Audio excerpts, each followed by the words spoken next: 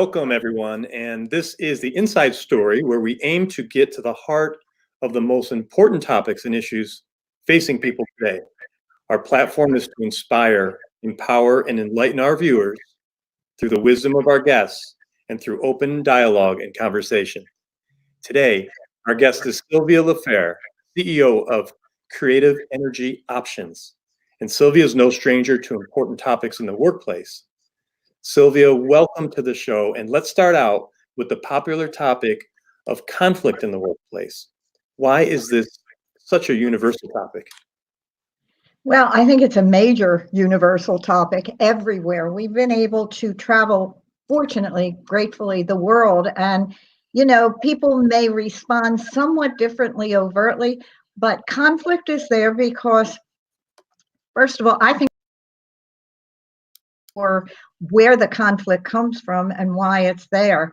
And I've spent my career basically helping people manage conflict. It's there because people in their childhood grew up and they felt, they understood things about fairness and backbiting and who's better than anybody else. And then we go into the workplace and guess what they fight about? Fairness and backbiting and gossip and who's better and super achieving. And we need to tame that because it's all over the place. Every culture has it. Make sense? It does. And so, Sylvia, what are some of the techniques you give to organizations when you go in? What do they go through exercises? What can people do to maybe get some help in this area? Well, it's interesting, Roger. We have a leadership quiz that when we go into programs, we offer to people to take, and they find out what their major behavior pattern is that they show up in the workplace. And it's very, very telling because, you know the super achievers, they're the me people who drive everybody nuts. They do good work, don't get me wrong, but they can't be wrong. They can't be wrong, and they always have to be first. And then you've got the persecutor, aka bully, who, the finger pointer, and then you have the victim, and then you have the rescuer. And that's what we call the unholy triangle.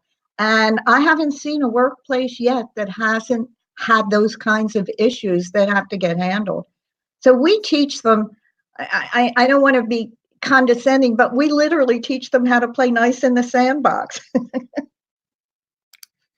It's something, and it almost, if you think about it, it's like going back in time to childhood, right? So we have these same issues back in elementary schools and middle schools.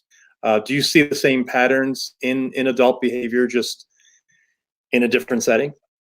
Well, I think what I have seen after, years and years of doing this is when stress hits the hot button, we end up reverting back to those patterns because they're knee-jerk. They're in our nervous system. And, there's so much great research now on brain physiology and neuropsychology.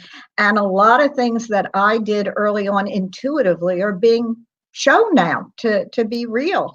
And, it's very interesting to see people begin to sulk, hold back, or become fighters. And then when I say, well, what was it like as you were growing up? They go, well, I used to go in the corner and sulk. And I go, oh, guess what? You're doing that now. Or, I was the one in the family that always had to show everybody else that they were wrong and I was right. And I go, that's what you're doing now. But I want to say this is important, really important right up front. If all my work had been just to name the patterns, that would have been fine. It would have been fun, but it wouldn't have been enough. It's what do you do? There's a lot of energy in these patterns to transform them so people can do better. So let me give you a quick example. The super achiever becomes a creative collaborator. And here's where I saw it so clearly. I was working with a lot of physicians in one of the big pharmas, and I got a call, and one of the major VPs there said that this really brilliant female physician was going to probably be fired, or they were going to kill her because she was driving them crazy. So they said, will you work with her and the team? And when I spoke with her, I said, so what's the story? She said, Well, she said, they're lazy. I said, what do you mean lazy? She said, yeah, I'm here till 9, 10 o'clock at night and they want to go home. I go, oh, what a novel idea. They want to go home. And she was driven. And when she finally got that, if she could begin to work with the team in a different way, she would have collaborators. And she became what we call a creative collaborator and gave up her super achiever title. And she's living a much healthier life. That's a great idea. So, Sylvia, is there strategy to all this as far as the organizations become larger that you work with? Is it more difficult to try to work within those larger environments versus smaller mom and pop or a startup? Not really. I think it depends. Water does roll downhill. And so for me, if I can get enough people who are in the senior positions to say, we want a culture of collaboration, cooperation, there's always going to be some conflict, but less conflict. If what happens is that HR is involved, we can move things very quickly in large organizations. It's like a healthy virus. It catches on and people want this. Plus, the good news is there are better bonuses at the end of the year. That's right. So, what do you see as the most important areas for leaders to work with their teams? Well, I think leaders have to start, and there's kind of a movement now with this, with their own inner work, inner work, inner work, inner work. And they have to find out what pushes their buttons. And, the example is Susie can say tomorrow's Thursday, and the boss will say, that's great. Tomorrow's Thursday. You're brilliant. And Johnny can say tomorrow's Thursday, and they'll go, why does he have to keep saying the same thing over and over? So you have to begin to say, why does what one person say drive you so nuts? And somebody else can say something that's not that different, and it's okay. That's the inner work that we all have to do. We all have to do it. And the better leaders that I've worked with and the most successful are willing to look inside themselves. And it's not that easy to do, right, or easy to train. Well, it's interesting. I've been doing this for a long time. And one of the things I found is in the last maybe 5 to 8 years, there's been many more people who are willing to do what I'm going to call inner work. There was a period when it was, a little too fluffy. What did they call it? That they had, well, I won't say it, some nasty words for it, but it's not. And when a leader is able to be there and see that somebody is struggling with being for argument's sake, a procrastinator, instead of yelling at them or, they can begin to help them. So as leaders do their own work, they have different language and different ways of looking at their team. It's miraculous what I've seen. I couldn't keep doing this if I didn't see the payback for me personally. Sylvia, how important are coaches today, mentors? Should people rely on or tap into the resources of coaches, someone like yourself or others? There's many coaches out there today. You could find many on LinkedIn as well. Do you recommend that everyone has a coach, at least one? Well, it's like going to get your hair cut. It's easier to have somebody else style it. You can't see the back of your head that well. Actually, my hair looks pretty good right now, but you need somebody to show you what you can't see yourself. And it's a big trend. I think you have to be careful. I think you really want to get people who professionally have been trained and know what they're doing. I mean, there are too many people who hang out a shingle that says I'm a life coach and or a business coach. And for me, it's what questions do you ask and how do you know that they have been successful? I mean, look, we're all going to have problems. I mean, for crying out loud, we're human beings, but you really want somebody who kind of has been around the block and knows how to get up when they fell down and brush themselves off and be successful. That's what I think you have to look for. There are many of them. You have to just keep looking. Sure. And I would think that, like anything, you would probably want to interview people, right, to make sure that you're with the right coach, maybe not necessarily go with the first one that you find. What do you recommend there? Oh, I recommend that you interview. And I'll tell you a very funny story. I was divorced. I was doing family therapy in those days, and I got divorced. I have two kids, two daughters, and the marriage just wasn't going to work out. And we got divorced. And I thought, well, I'm out of here. I'm going to go sell sweaters in a department store because I can't fix my own life. How can I help anybody else? And I met my now husband, who said, that's so dumb. You're so talented. Can't you figure out another way to do it? And I said, no. He said, well, I'll help you figure out another way. And that's how our company, Creative Energy Options, got born. Is we were doing personal work initially, and then we started working with businesses. And if you want to hear the funny story, I'll tell you how it started.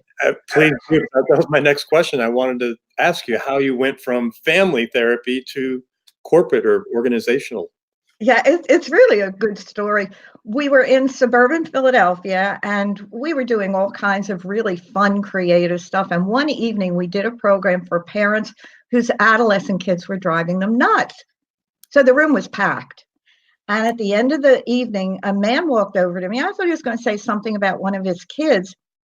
And he said, will you come work with my senior leadership team? And I said, why? And he said, they're fighting. And I said, so what? He said, but Sylvia, you work with people who have to get along, families, and they have to get along. So my husband, Herb, and I talked about it, and I thought it's interesting. There's shared interest through genetics, the family, and there's shared interest through economics, the workplace. They're two powerful forces. So we went in and worked with the team, and we taught them how to maneuver through working through conflict. We have a lot of tools and skills that we've developed over the years, and things were really progressing. And it was one of those, he told a friend who told a friend who told a friend. And all of a sudden I went, I have to make a choice. And the choice was working with business, because I truthfully thought that when people in business began to look at what was going on and really had to look inside, they took it home.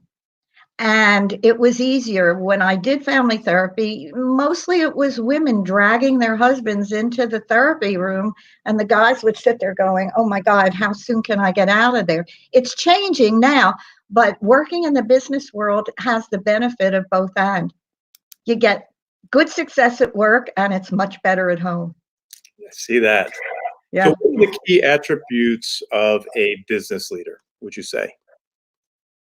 Well, I think that we need to really drill down into what is communication and how leaders communicate.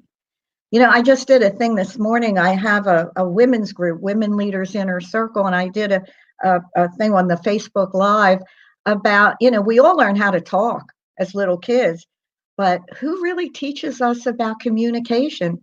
And it's the skill of listening is so important. And the big question is, what are we listening for? It's just the words come out, they go in our ears, but what are we really listening for?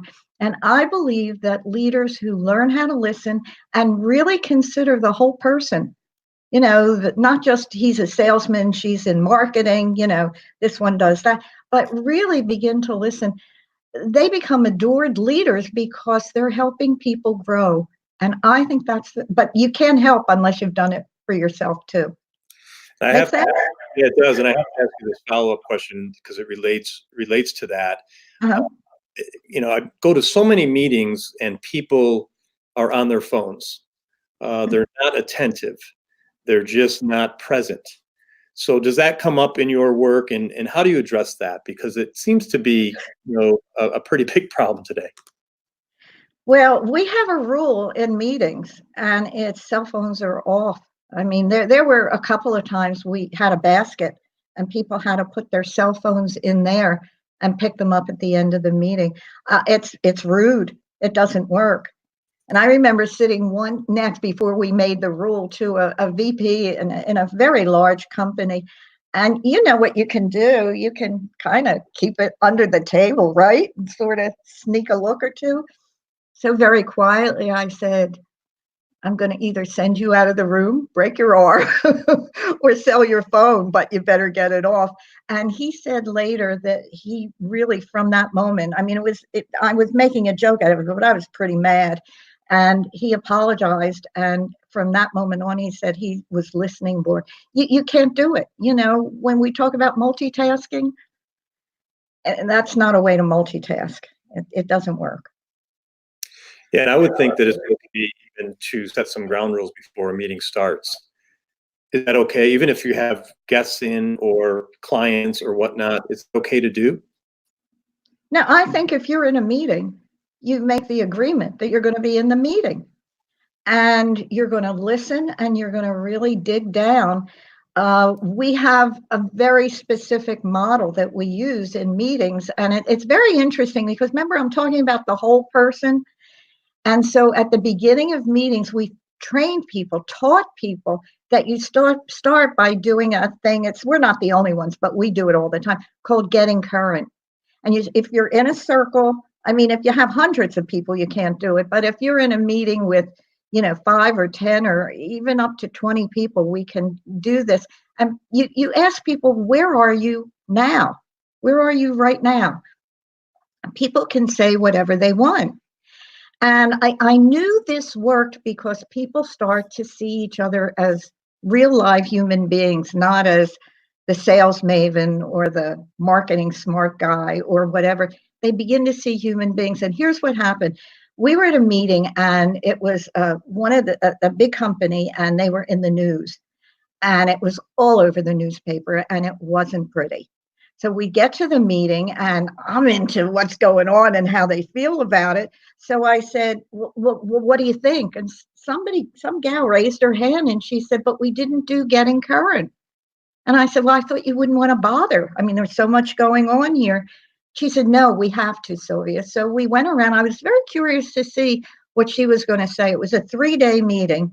And when we got to her, and you do it kind of, we call it popcorn style, so somebody speaks here, somebody picks it up, and you go around the room. It's not just one after the other. And when we got to her, she said, I called home this morning and my little girl was crying, saying, Mommy, you're always away, which was not the truth. This was one of the 2 away meetings she had in the year. But the little girl said, Mommy, you're always away and I don't feel well. And when this gal, we'll call her Brenda at the moment, said that, she said, I feel conflicted. I feel pulled, but I just wanted to say it to get it out. And now I can be fully present in the meeting. And at that moment, I thought, boy, this getting current really does make a difference. So anybody who's watching this, I suggest you give it a shot. And we do it. So it's just a sentence or two, but it brings people into the room to be present, because meetings can be powerful and they can be deadly. So you've got to create it. It's almost like going to good theater. You've got to keep people engaged and interested and connected. I mean, they have to be involved. I like that. I haven't heard that before. So that's what I love about these conversations is good tips, good advice always comes out of it, where people could learn and grow from these type of discussions from professionals like yourself, Sylvia. So I'm looking over your shoulder and I see a few books. I see Gutsy. I see Don't Bring It to Work. Can you tell me Unique, which is the diversity book. Yeah. So can you give us an overview? When did you start writing? And tell us about your books. Thank you. I would love to. Well, when I started to work in the workplace, I just story after story after story came that was so fruitful, and transformations and changes. And it didn't, I mean, there were bloody moments too, and you got your knee scraped. And I kept saying, I'm going to write a book. I'm going to write a book. I'm going to write a book. So I wrote an article that went into a magazine. And that was fun. And that was it. I'm going to write a book. I'm going to write. Finally, I get a call one day and somebody calls who's an agent. And he said, have you ever thought of writing a book? And I cracked up. I said, yeah, but I haven't gotten to it. He said, no, Sylvia, he said, with what you're doing, because it's unique, seeing what happens in the original family and how that gets played out in the workplace, which is, let me just put this in right here. It's very much, we've created it like the family, because we have bosses like parents, we have coworkers like siblings, we have direct reports like little kids, we have conflict salaries like allowances, and we even have timeouts called performance improvement plans. It's so true. Yeah. And so I started to do this. I had the stories, and this guy said, no, write the book. And he was there with me through it. And that's how I had different titles for it, but it's Josie Bass, which does really good business books. And they said, we think the title should don't bring it to work. And the subtitle is Breaking the Family Patterns That Limit Success. So there you go. That's great. Yeah. And what was your second book? The second book is Gutsy, and the women's movement, it's gone through a roller coaster, but it was starting to really build energy. And I thought, we as women really need to understand what happened to us. Each area, I wish I could write one for men, but I don't know that I would do as good a job on that one. But what were you told about when you were born? I know when I had my first daughter, the truth, I really wanted a son, because back in the day when she was born, boys still had more opportunities. And I thought it would be more fun to raise a son who could be president of the United States, who could be a successful CEO or something. And a girl would, be a mom and all of that. And I realized the prejudice, the hidden things that we had. So I started to dig down and do research and show the power that women have. And may I just share the formula I came up with? Please. Because I've been watching as women become more daring, which we are. I mean, we're going into space, we're doing everything in our own way, but we're doing it. So women become more daring. And what I watched as I work with people is it gives men room to become more caring. And here's my formula: daring plus caring equals sharing. That's great.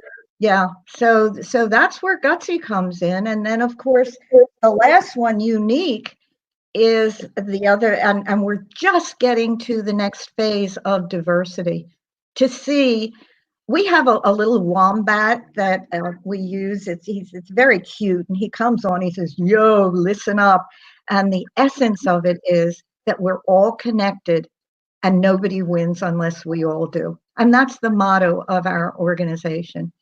We really help people come together, tell the things that have gotten in the way. It's not expose. You pick nuggets to talk about, but people begin to know each other as human beings. It's very powerful, I think, anyway. It is powerful. Wow, and you've really done a remarkable job in your career with these books. And I know we talked offline about your past life when you were on the East Coast and all the wonderful work you did there. Can you just share a little bit about that? Because I thought it was so interesting. Well, we were in suburban Philadelphia, and we did all kinds of work with. Initially, it was with families and individuals, and then we bought the retreat center in your neck of the woods up in Northeast Pennsylvania. And it was like, oh, that's nice. Now, what are we going to do with this thing? It was big property. And so we created our state-of-the-art leadership program called Total Leadership Connections. And I have to tell you, we started it calling it TLC, Total Leadership Camp. Okay. And the feedback we got was these business people would say, we're not paying to send our employees to camp. So we changed it to Connections. And they would come up there and do their work. It was wonderful. Wonderful. Well, Sylvia, this has been an honor to sit down with you this evening. We appreciate your time. We're going to be following you. How do people reach you if they're interested in your services? Okay, well, the first place would be to go to the website, which is www.ceoptions.com.